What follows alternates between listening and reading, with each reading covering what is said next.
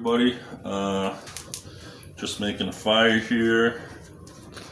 I just want to maybe share a little bit about how I've been teaching my kids feather sticking on fire making. And this year, since it was really a wet season, most of the wood we've been getting was pretty wet. Definitely need to make a wood shed this year. But get a little closer. Just wanted to share a little bit about feather sticking. Me and a couple of my students did a course with Sack Edge, and he showed us feather sticking, and it changed my whole fire making life basically. I've been teaching my kids and the kids at the school this technique, and I just wanted to show you a little bit of how I've been doing this. So I find that when I feather stick, that I've been doing it like this. And then what I do is I do a whole bunch of them, and whatever comes out, I get a pile of it. And then this is when I light.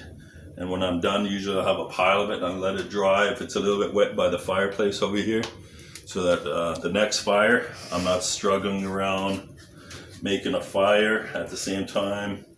Since it's a little bit wet, it's going to be all dried out by the next fire. So every time I make a fire, I'm going to be getting ready for the next fire.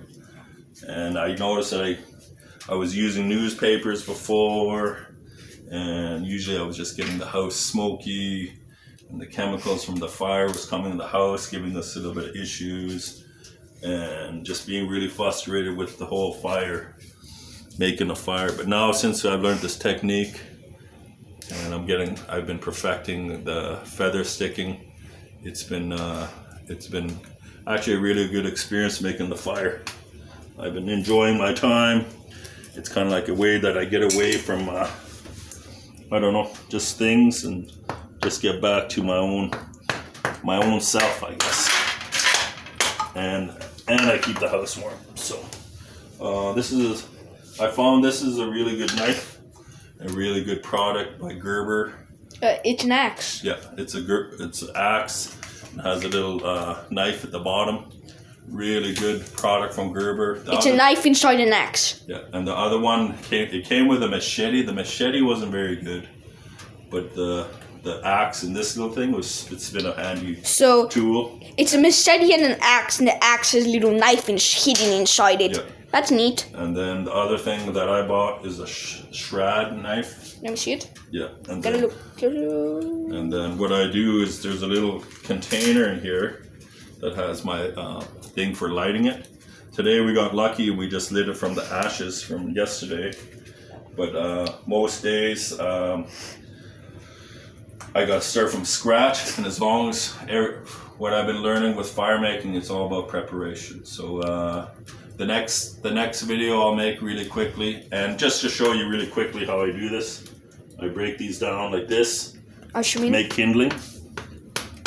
You can use a knife or the axe, and then what I do from there is I start making it into kind of like a tree, and I make a bunch of them so that when I'm ready to make a fire, let's say it's early in the morning or middle of the night, gets cold, it doesn't take me long.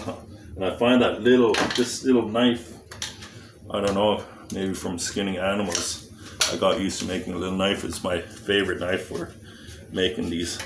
And what I can do in the next video, I can show a couple different examples. I could do a whole doing this and lighting it right from scratch. So that'll probably be my next video on how to do that. And so that's about it. So anyone who may move from the city or may want a little bit better technique of making fire, this is what I've been doing lately, and it's been I've been enjoying it. So that's it. So next video I'll show how I light this from scratch. Okay. Thank you. Oh. Mm-hmm.